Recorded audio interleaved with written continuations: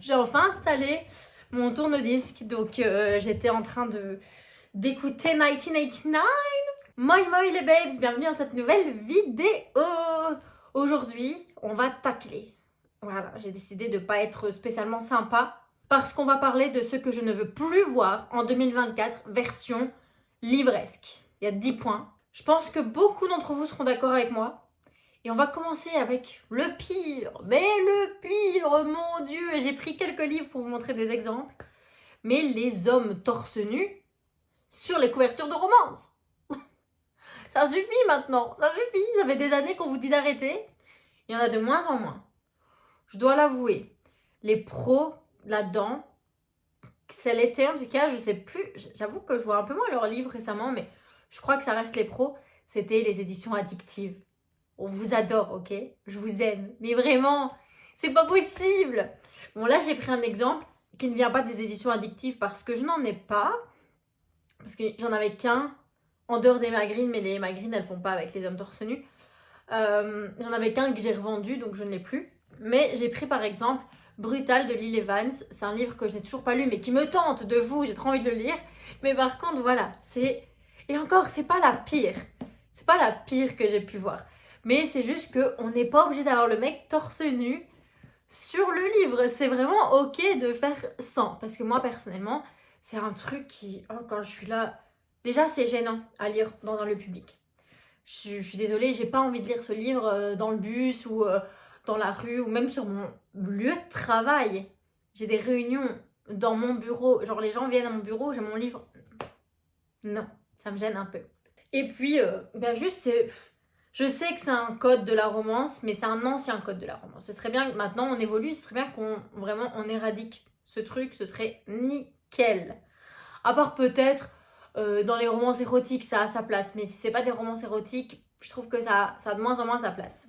La deuxième chose que j'aimerais arrêter de voir en 2024, c'est les vraies personnes sur les couvertures. Je sais que ça plaît à beaucoup de gens, mais personnellement, je peux pas me voir quand on voit une vraie personne sur une couverture, j'ai pas envie de l'acheter. Il faut vraiment que le livre me tente de ouf pour l'acheter, sinon je ne l'achète pas. Et j'ai pris en exemple un tome de La Sélection. C'est une vraie personne. Je n'ai pas envie que tu me dises à quoi doit ressembler le personnage. J'ai envie de l'imaginer comme moi. C'est moi le personnage principal. Elle est pas rousse. Je sais, ok. Elle s'appelle America Singer, c'est ça, non? Ouais, c'est ça. C'est fou parce que je l'ai lu alors 2 ans, premier tome, et je m'en souviens. J'avais bien aimé. Je m'en fous qu'America Singer, elle est rousse. Ok? C'est moi, America Singer, quand je lis. Donc je m'en fous de savoir à quoi elle ressemble. Et j'en ai beaucoup. J'ai pris la sélection en exemple, mais déjà là, bon, vous voyez, c'est un peu flou, mais Les Amours de Lara Jean, là, et c'est même pas l'actrice des films, donc ça va pas. Voilà. Donc juste, non. Ensuite, ça, c'est un vrai problème des livres francophones. La différence des tailles, des grands formats. Parce que les poches, il n'y a pas de problème. Bien que. On va en parler. Regardez. Les poches, ils ont tous la même hauteur. C'est pour ça qu'ils sont tous à un côté de l'autre, il n'y a pas de problème. Mais il y a un problème. Vous allez voir. Ça, c'est un format poche normal.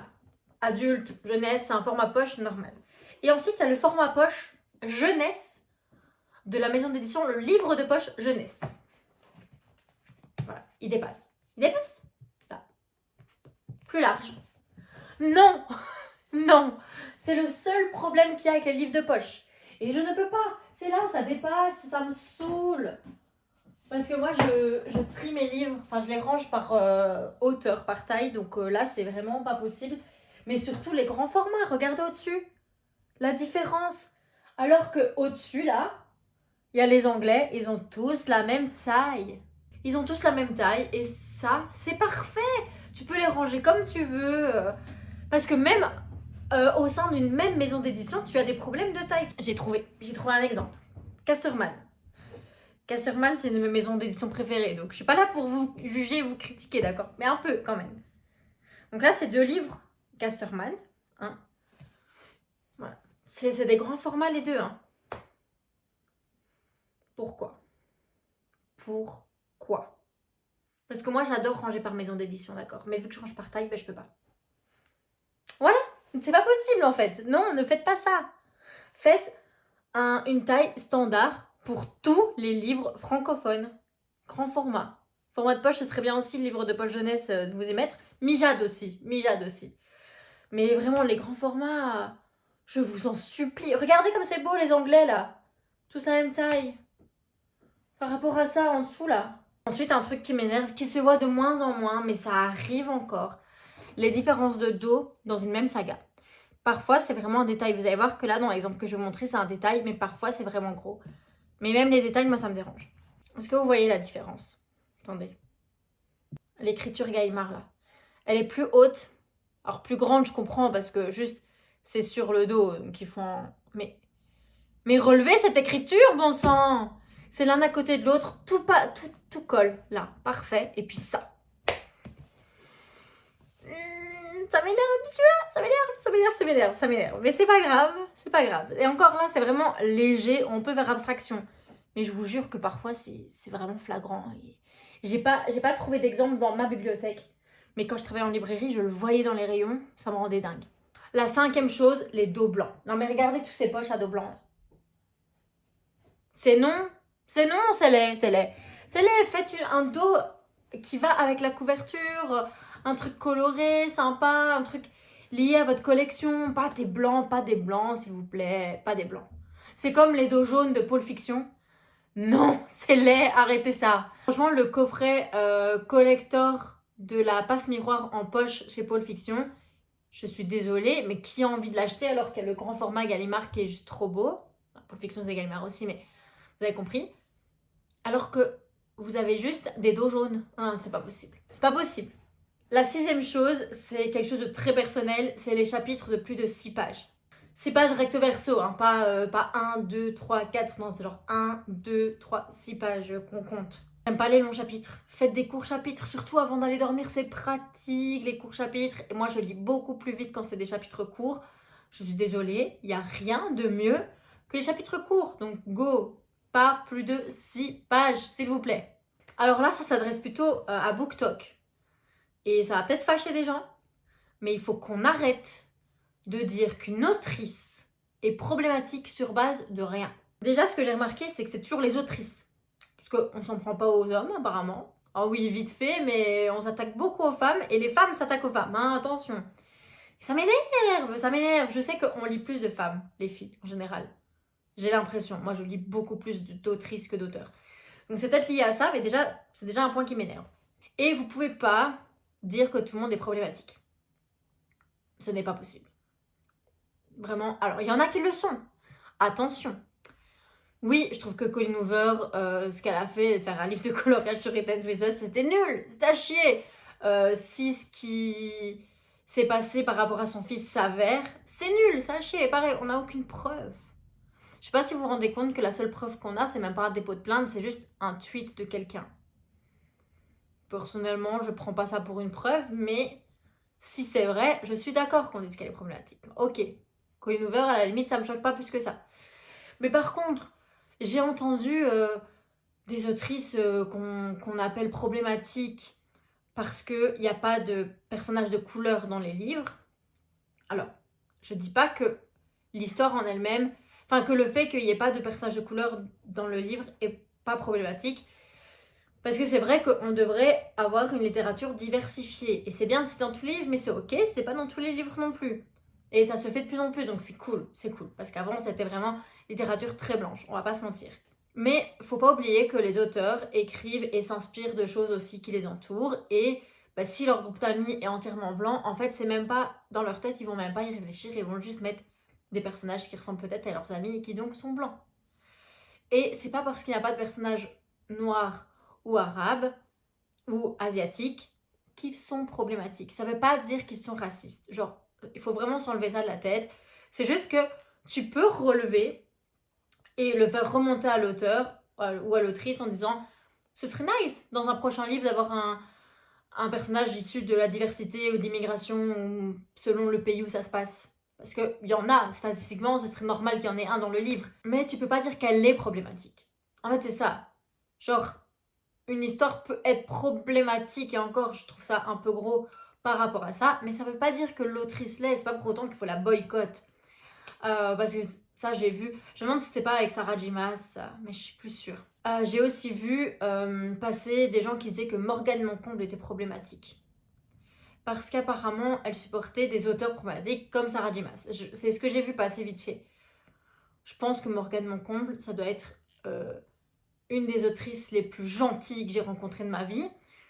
Si vous ne savez pas, j'organise des salons du livre et je l'ai eu en invité il y a presque 3 ans maintenant. C'est une personne adorable, qui est la personne la plus bienveillante du monde. Je crois vraiment que c'est une des dernières autrices que je considérerais problématique. Ce n'est pas possible. Donc dire qu'elle l'est, parce qu'elle soutient une auteure dite problématique, que pareil, après c'est un peu flou, je ne me suis pas renseignée plus que ça sur Sarah J. Maas. Donc peut-être que je me trompe. Je trouve que c'est peut-être un peu rapide. En fait, on peut éduquer les gens sans les agresser. C'est ça.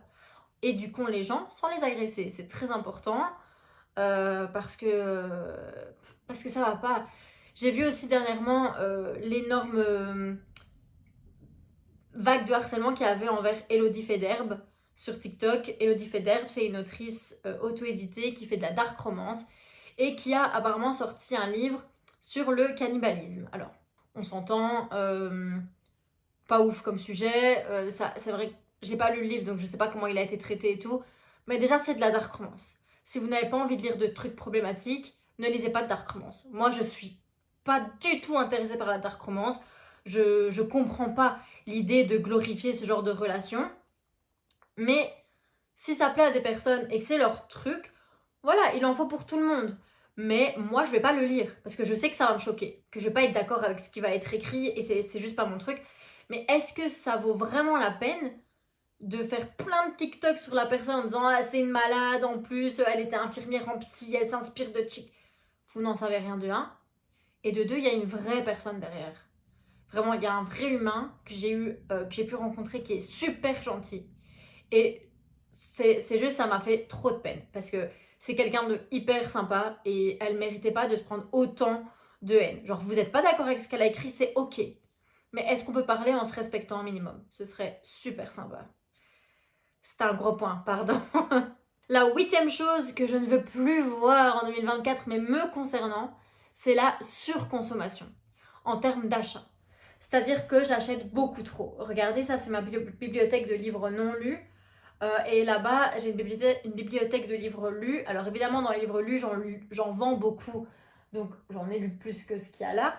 Mais je veux dire, ce n'est pas normal d'avoir une bibliothèque entière, et je crois ne pas être la pire, mais c'est pas normal d'avoir une bibliothèque entière de non lus. Ça devrait pas arriver. Je veux dire, j'ai une centaine de livres non lus. Parce que j'ai aussi sur ma Kindle. Donc ça, c'est vraiment un truc que je vais essayer de faire et je vous invite à le faire parce qu'en fait, je sais, hein, ça fait vivre les auteurs, les éditeurs, les libraires, mais je vous jure que la surconsommation, elle mène aussi du coup à la surproduction de livres. Et depuis quelques années, la surproduction du livre, ça c'est défaut. Que ce soit pour les maisons d'édition ou pour les auto-édités. Parce que pour les maisons d'édition, je trouve que du coup, il y a des contenus qui sont aussi moins qualitatifs. Il y a des maisons d'édition que moi, j'adorais tous leurs livres tout un moment, puis maintenant, ils sortent des trucs. Parfois, je suis là, ça a à peine été relu.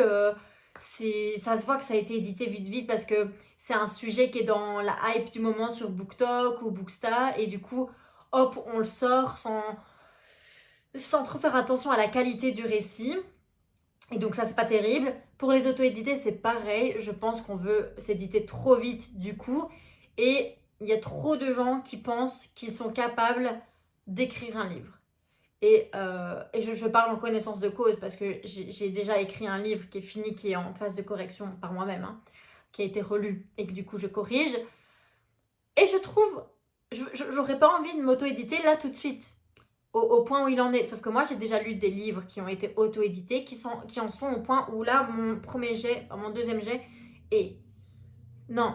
Donc voilà, c'est la surproduction de livres en ce moment, je trouve que c'est un peu too much. Et alors, du coup, ça mène au prochain point qui est je ne veux plus voir de mauvaises traductions.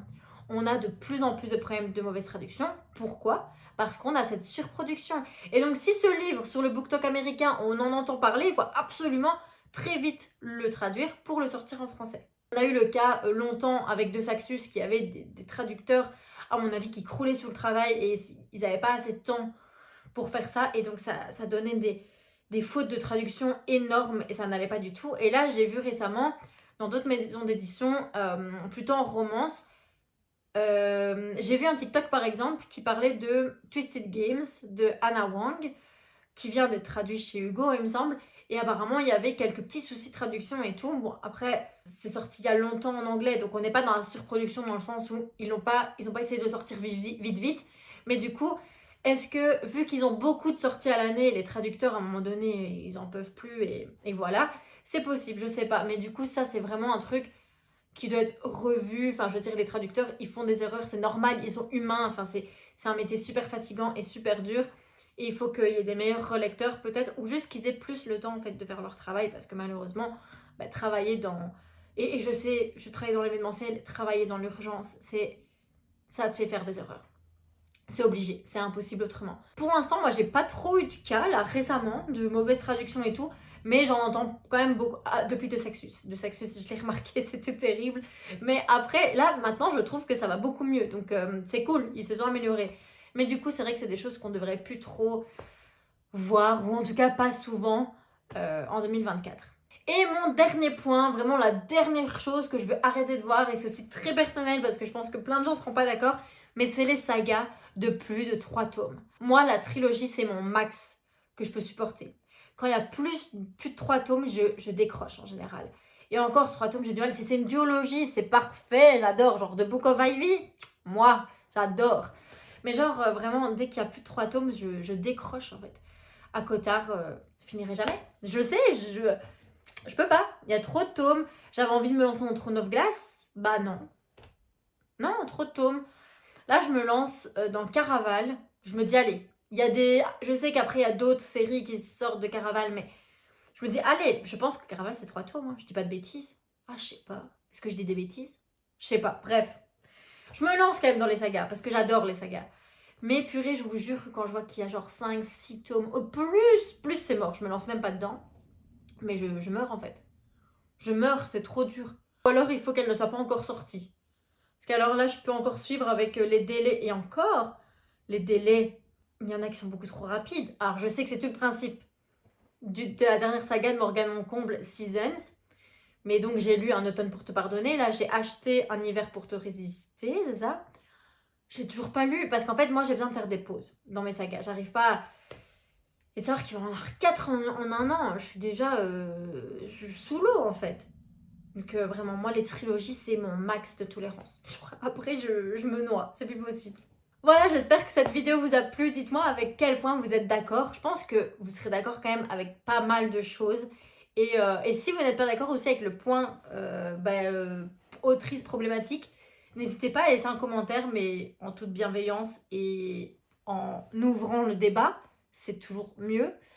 Parce que je suis hyper ouverte à la critique, il n'y a aucun souci tant que vous m'expliquez pourquoi et que ça ait du sens. Surtout que je ne suis pas du tout renseignée sur toutes les autrices problématiques parce qu'en fait, en général, ces autrices-là, je ne les lis pas forcément. Donc, vu que je ne les lis pas, je m'y intéresse pas. Donc voilà. Genre là, j'ai vu par exemple qu'il y avait l'autrice de Fourth Wing qui était pro-Israël parce qu'elle est sioniste, si j'ai bien compris. Mais je me suis pas encore renseignée. Mais du coup, j'ai pas encore lu Fourth Wing, mais je voulais. Du coup, oui, je vais me renseigner parce que, bon, là, effectivement, je ne vais pas mentir que je suis pro-Palestine, donc voilà, je vais quand même faire attention à ce genre de choses. Mais c'est juste, je voulais juste dire, arrêtons d'agresser les gens. Je veux dire, ça reste des humains. Après, si la personne est vraiment une enflure, je suis d'accord. En attendant, moi, je vous fais des gros bisous et on se voit bientôt. Ciao!